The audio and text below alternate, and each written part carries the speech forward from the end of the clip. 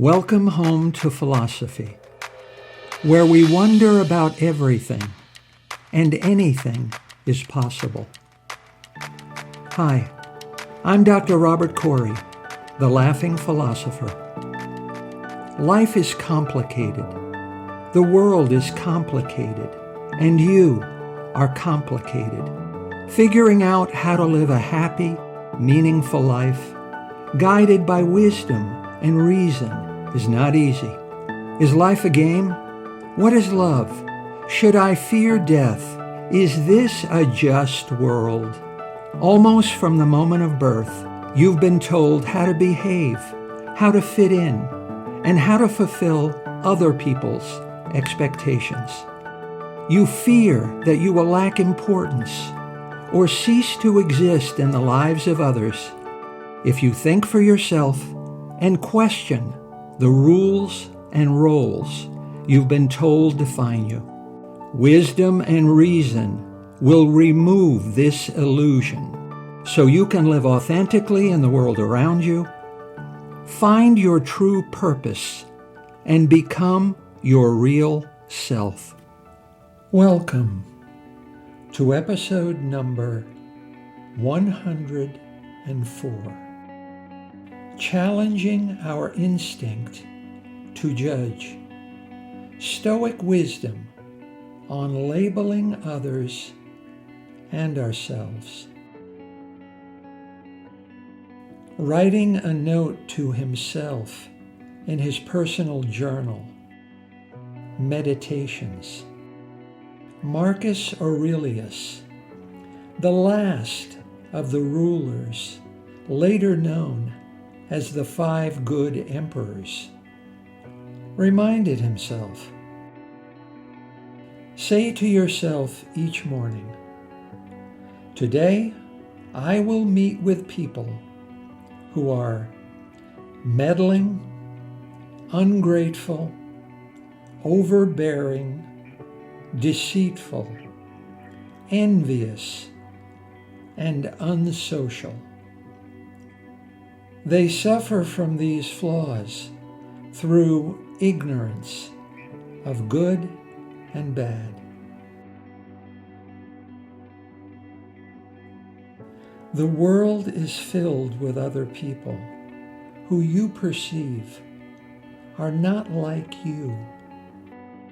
They are not normal like you. So they must be abnormal. They think, feel, and act differently. They hold different opinions and perspectives. Not just different, you believe, but wrong. So you judge and label other people. You judge them as not of good character, and you label them as neither wise, nor good, nor virtuous.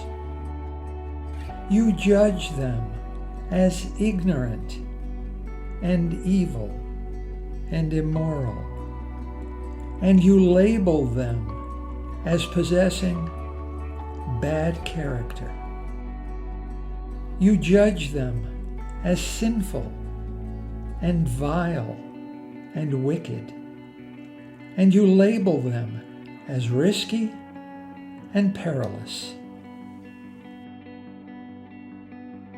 Such people were destined to cross his path, and so, to reduce the sting and emotional stress, Marcus Aurelius rehearsed these adverse encounters in his mind before they occurred, so that he would be mentally prepared for them when they actually take place in the future.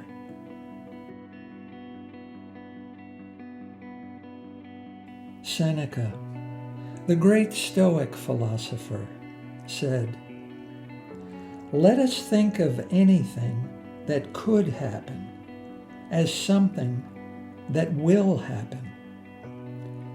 That which has been long expected is more gentle when it arrives, he said. This Stoic approach to stressful people and negative events is called the premeditation of future adversity. When one doesn't anticipate a disaster, it weighs more heavily on us, said Seneca. Listening to this episode right now, you are engaging in premeditation of future adversity.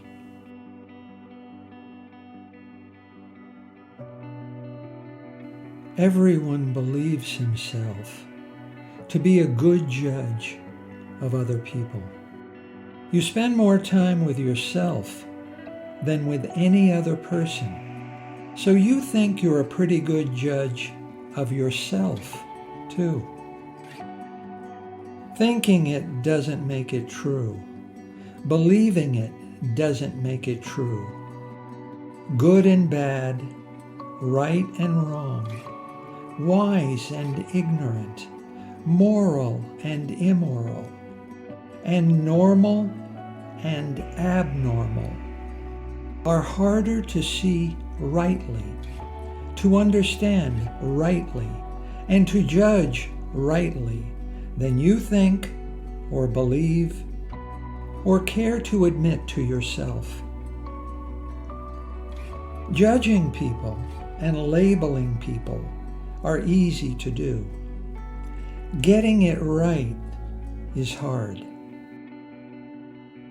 Nietzsche said, "And those who were seen dancing were thought to be insane by those who could not hear the music." In 1973, sociologist David L. Rosenhan published an experiment testing whether it is possible to tell sane people from insane people. We may be totally, absolutely convinced that we can distinguish normal people from abnormal people, but we can't. Passing judgment on other people's fitness to remain or fit in society is risky and perilous. Rosenhan discovered that normal and abnormal people do not exist. Sane and insane people do not exist. Conformists and nonconformists do not exist. The labels exist, but not the behaviors. Even in insane places, it is hard to tell sanity from insanity. Some behaviors are indeed deviant or weird. Murder is deviant. Carrying an open umbrella on a sunny day is weird. But normality and abnormality are a lot less clear than we believe them to be, and a lot harder to judge. Nietzsche said, "You have your way. I have my way. As for the right way, the correct way, and the only way, it does not exist." Rosenhan's experiment was getting normal people admitted to psychiatric hospitals and then determining whether they are discovered by hospital staff to be sane. If the sanity of such pseudo-patients were to be detected, there would be strong evidence that a sane person can indeed be distinguished from the insane place where he is found. Normality can be judged and recognized wherever it occurs, for it exists within the person and not just within the environment in which an observer finds the person.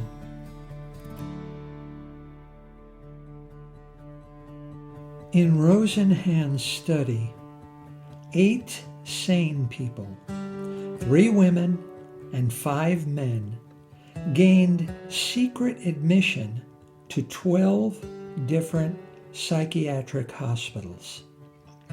Pseudo-patients were normal people who do not have and have never suffered any symptoms of any psychiatric disorders.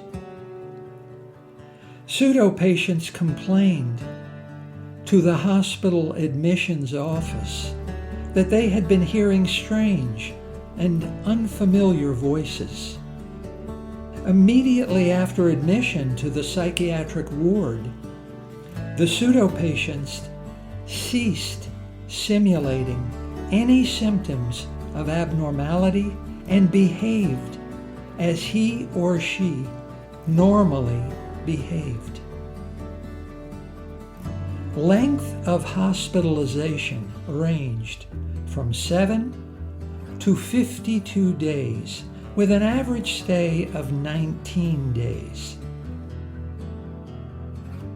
Despite their sanity, the pseudo-patients were never discovered. None. 0. Once admitted and labeled insane, the pseudo-patient was stuck with that label, and the observations and interactions with pseudo-patients of physicians, psychiatrists, and other hospital staff simply conformed to the expectations of the label. For example, all pseudo-patients took extensive notes publicly. Nursing records interpreted their note-taking as a feature of their psychiatric disorder. Once labeled psychologically disturbed, compulsive writing was seen as a behavioral consequence of that disturbance. We cannot distinguish insanity from sanity. Labels are sticky. Believing is seeing.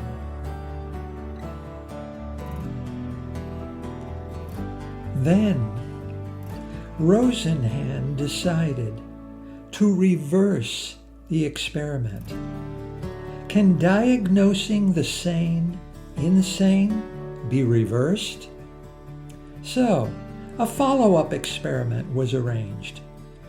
Rosenhan informed the staff of a research and teaching psychiatric hospital that during the following 3 months, 1 or more pseudo-patients would attempt to gain admission. Each hospital staff member was asked to judge whether each patient was a pseudo or real patient. Judgments were obtained on 193 patients who were admitted for psychiatric treatment. 41 patients were judged by the staff with high confidence to be pseudo-patients and sane. 23 were suspected by at least one psychiatrist of being normal. 19 were suspected of normalcy by one psychiatrist and one other staff member.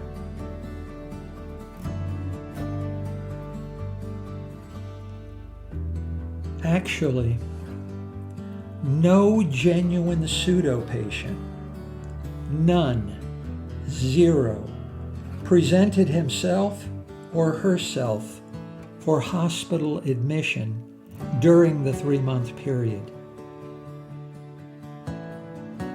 Let that sink in.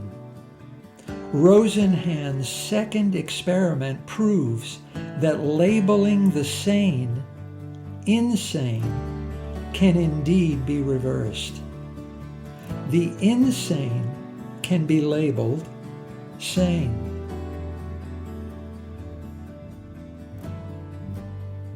Labels have a life and influence of their own. Labeling the sane insane carries permanent individual and social stigmas. Labeling the insane sane is dangerous and destructive to society. Judgments of others can attribute aberrations to the individual that are simply responses to their circumstances and environment. Misattributed to the individual's character and personality, judgments of normality and abnormality play a destructive role in society. Labeling the healthy sick and the sick healthy, the normal abnormal and the abnormal normal, the sane insane and the insane sane, lead to depersonalization and alienation.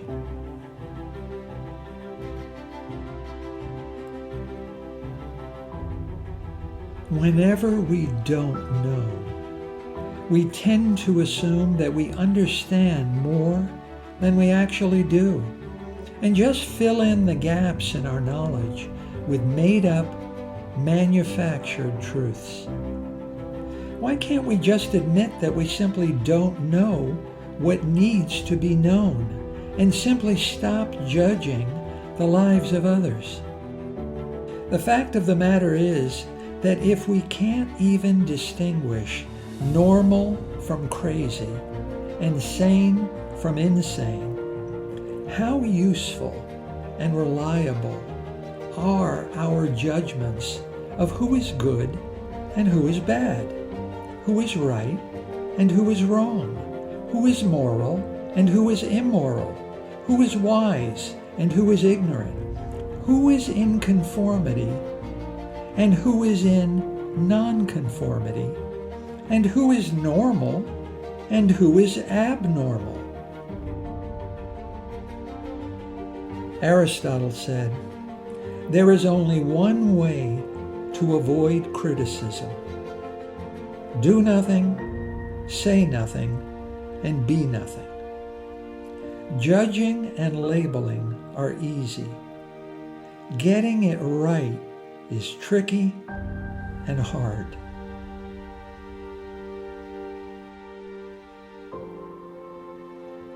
Jesus, a pretty good philosopher, said, "Do not judge, or you too will be judged. For in the same way you judge others, you will be judged. And with the measure you use, it will be measured to you." If you impose labels on others, then labels will be applied to you. Kierkegaard said, "Once you label me, you negate me. Don't label," he said.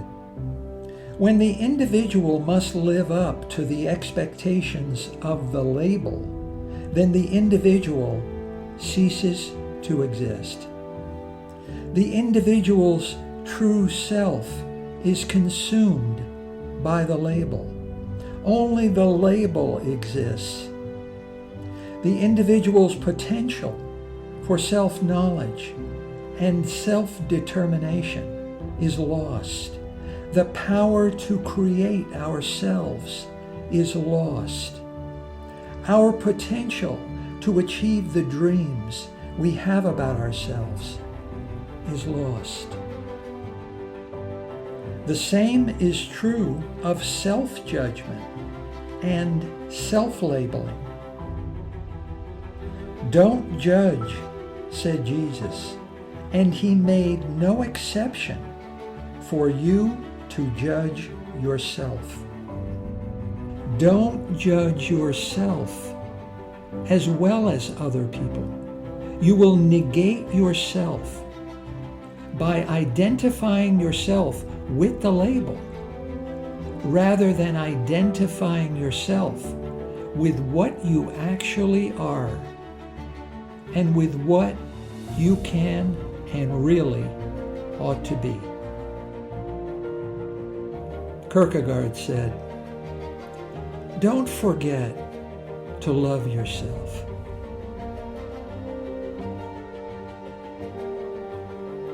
Seneca emphasized how important it is to analyze the sense impressions presented to our mind.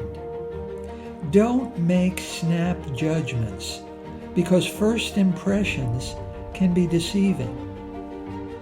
He said, "You should postpone judgment even if it seems clear and evident, because some false things appear to be true. We must always allow for some time to pass. A period of time reveals the truth." Time and again, Seneca tells us that the most powerful weapon for defeating judgment and labeling is delay. Just slow down. Delay judgment. This gives you time to pause your judgment in order to evaluate and analyze. Then choose the good judgment toward which you ought to throw your weight. Epictetus said, "Testing impressions is the philosopher's single most important task, and no impression should be accepted unless it has been carefully tested." Think like a philosopher. Delay. It is the mark of an educated mind, said Aristotle, to be able to entertain a thought without accepting it.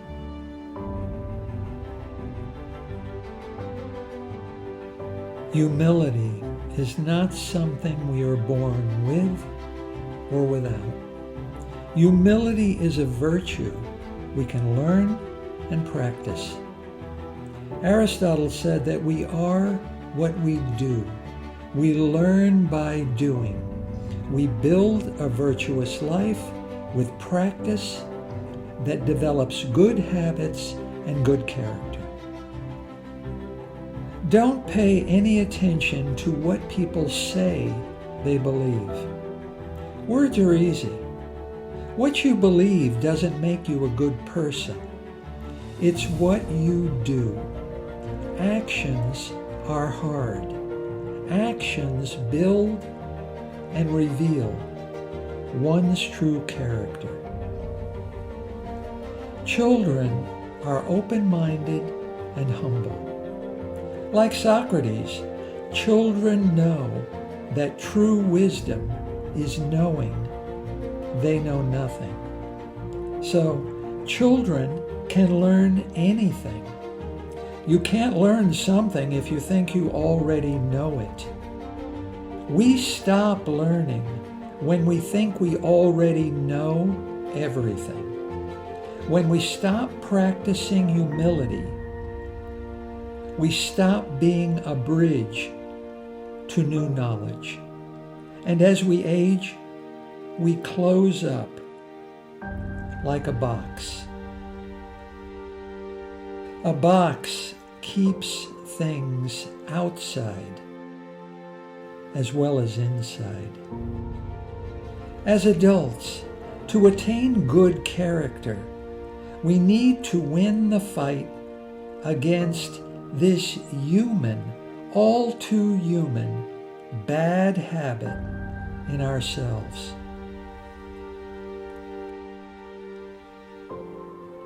Everyone who has quit smoking has learned from experience that you can replace a bad habit with a good habit. First, stop judging, ranking, and labeling other people. Think about how people judge and label you. Think about how the label dictates other people's perceptions of the kind of person you are and the kind of things you are capable of. Think about how other people's measure and expectations of you are limited and reduced to the label. Think about how the label is like a mold that stops you from becoming more than you are and hinders your progress toward achieving the dreams you have about yourself. Break the mold. Don't do to others what you don't want done to yourself.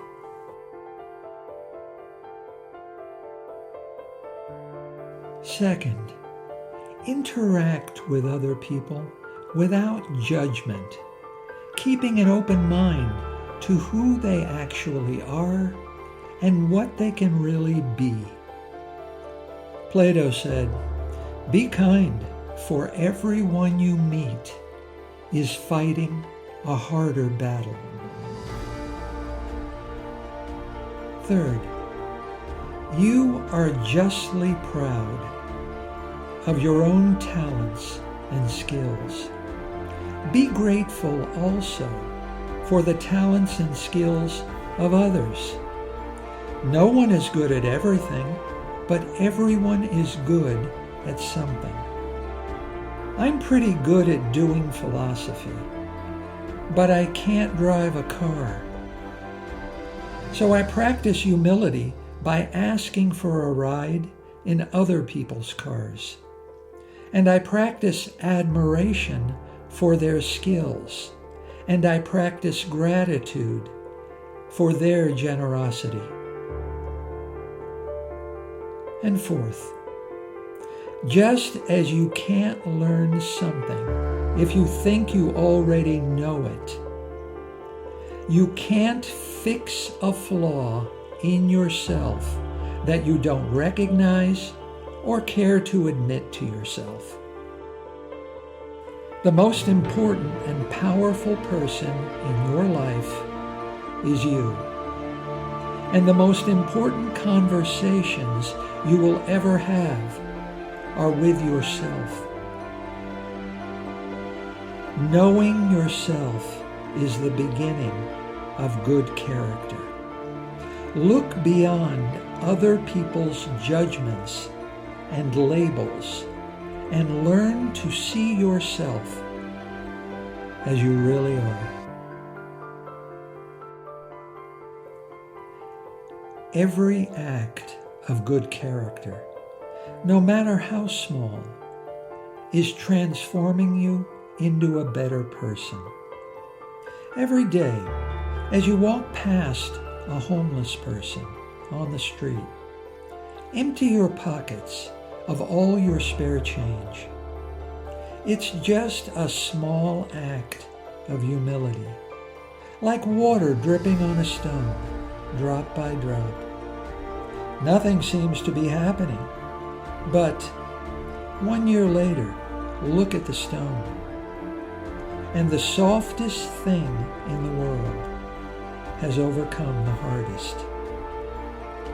Practice good character, and drop by drop, you will become a good and virtuous person. You may not be rewarded for your virtue, but you will be rewarded by your virtue. Socrates said, "The greatest way to live with honor in this world is to be what we pretend to be."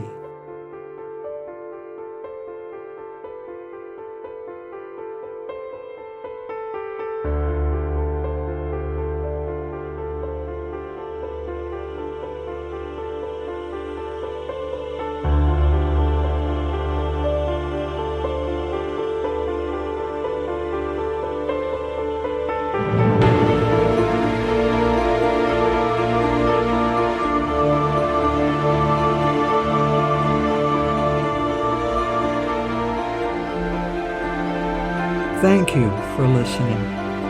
I hope you will take what you've learned and be a better person. Think for yourself. Question everything. Accept nothing that does not agree with your own reason and good sense. And I promise you, despite its sham and drudgery, you will get on pretty well in this crazy world. I'm Dr. Robert Corey. Until we meet again, be good.